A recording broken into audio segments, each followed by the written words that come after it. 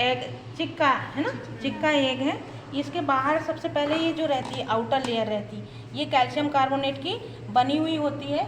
और कैसी रहती है, ये पोरस रहती है। पोरस मीन्स ये जो आउटर लेयर है आपकी, ठीक है ना, ये आउटर लेयर है, ये कैल्शियम कार्बोनेट की ये सेल होती है और इसमें जगह जगह ये छिद्र दिखाई दे रहे हैं, ठीक है। तो यहाँ पर भी क्या होते हैं, कम से कम 7000 के करीब, गौर से देखो इसको, बारीक बारीक इसमें छिद्र होते हैं, ठीक है, जहाँ से CO2 और O2 का क्या होता है, एक्सचेंज होता है, ठीक है। जब इसके अंदर चिक बन रहा होता है तो उसके अंदर जो मेटाबॉलिक एक्टिविटीज़ होती हैं, नई सेल्स बनती हैं, तो CO2 रिलीज होती है, तो वो CO2 यहाँ से बाहर जाती है और यहाँ से उसको क्या मिलता है, ऑक्सीजन मिलता है ना। मेटाबॉलिक एक्टिविटीज़ कैसी होती हैं, जिनमें ऑक्सीजन की ज़रूरत होती है, ठीक है।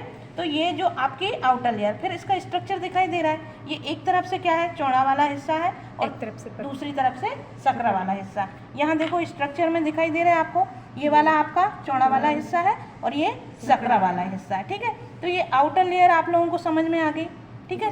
दूसरा इसको ना कल मैंने बताया था क्लीडोइक एग, टाइप ऑफ एग में बताया था क्लीडोइक एग। ऐसे एग जो चारों तरफ से किससे कवर रहते हैं, सेल से कवर रहते हैं, और जब इनकी हैचिंग होती है तो ये काय पे आते हैं, लैंड पर आते हैं, ठीक है। तो इनको बोला जाता है क्लीडोइक एग, ठीक है। रहता है यहाँ पर ये एयर स्पेस बना हुआ है, ठीक है। जब हम अंदर की तरफ जाएंगे तो क्या होगा, यहाँ पर हमको 2 लेयर मिलेंगी, ठीक है। ये दिखाई दे रही है, एक इनर आउटर लेयर है और दूसरी उसी के अंदर बनाई है मैंने, ये इनर लेयर है, ठीक है। तो ये सेल है आपकी कैल्शियम कार्बोनेट की पूरा सेल है, इसके अंदर कितनी लेयर मिलेंगी हमको, 2 लेयर मिलेंगी। तो आउटर लेयर तो जो कैल्शियम कार्बोनेट की लेयर रहती है इसी से ये जुड़ी हुई रहती, लेकिन जो इनर लेयर रहती है ना, ये चौड़े वाले हिस्से में क्या हो जाती है, इससे दूर हो जाती है। तो यहाँ पे क्या भर जाती है, यहाँ पर एयर, ठीक है, क्या भर जाती है, यहाँ पर एयर भर जाती। तो ये जब आप लोगों ने ध्यान दिया होगा, जब भी जो लोग एग खाते हैं तो जब आमलेट बनाते हैं तो उसको है ना चौड़े वाले हिस्से से ही तोड़ते हैं, ठीक है।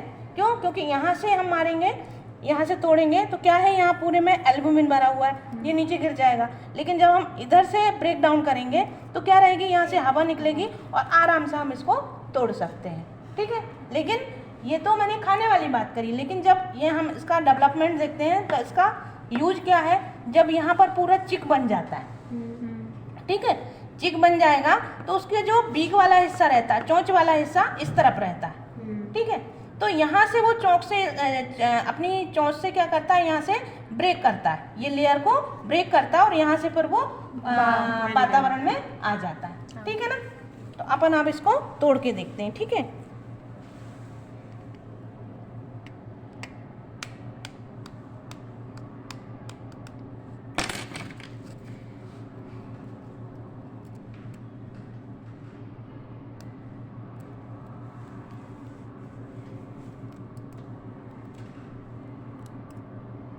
लेयर दिखाई दे रही है आप लोगों को, ये देखो चिपकी हुई लेयर है इससे, ठीक है।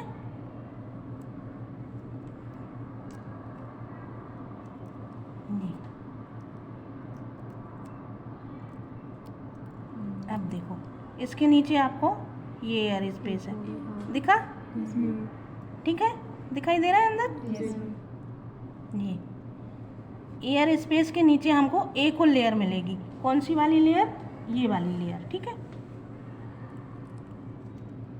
ये टूट नहीं जाए,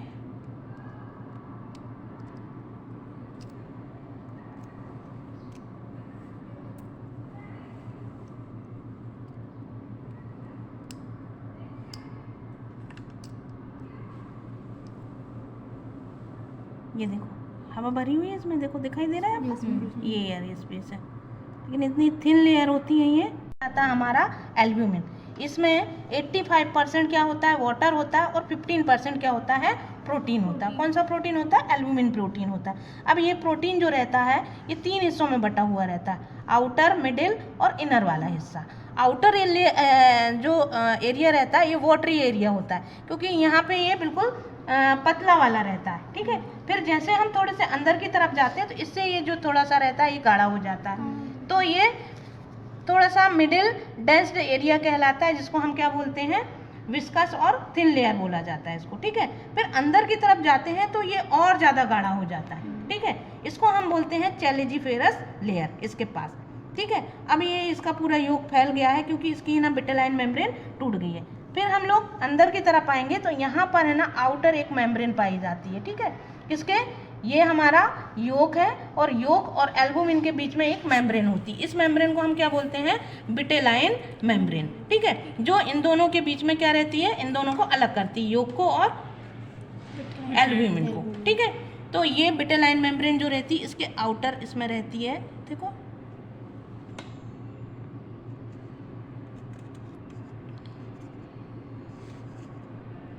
दिख रहा है, ये ऊपर आ रहा है ना।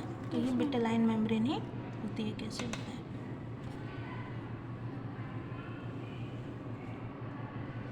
ये पूरा योग के अंदर आ रहा है। क्लियर तो हो गया ना बेटा, है ना, कि ये जो आउटर लेयर जो रहती है विटेलाइन, अंदर भरा हुआ रहता है ये योग रहता है, ठीक है। इसमें प्रोटीन रहता है, ठीक है। अब हम ये जो है ना एग, इसका ये वाला हिस्सा जो रहता है ये एनिमल पोल कहलाता है, ठीक है, और ये कहलाता है वेजिटल पोल। तो एनिमल पोल की तरफ ये जो योग के ऊपर है ना ये वाला एरिया कहलाता है ब्लास्टोडिस्क। चिक का डेवलपमेंट कहाँ से होता है, यहीं से ब्लास्टोडिस्क से होना शुरू होता है, ठीक है। जिसमें पहले 2 सेल बनेंगी, 4 बनेंगी, फिर 8 बनेंगी, ऐसी बहुत सारी सेल डबल होती जाएंगी। माइटोटिक सेल डिवीजन होगा, मियोटिक सेल डिवीजन होगा, समसूत्री कोश का विभाजन होगा, जिसमें फिर यहाँ पे क्या बन जाएगा, मोरूला, ब्लास्टुला, फिर गैस्ट्रुलेशन होगा, ठीक है। ऐसे बहुत सारी लेयर बन जाएंगी। जैसे जैसे डेवलपमेंट होता है ये योग जो रहता है ये छोटा होता जाता है। क्यों, क्योंकि ये जब नई सेल बनती हैं तो इनको न्यूट्रिशन कौन देता है, ये योग दे रहा है। आ रहा है समझ में। तो ये है आपका योग का स्ट्रक्चर, ठीक है।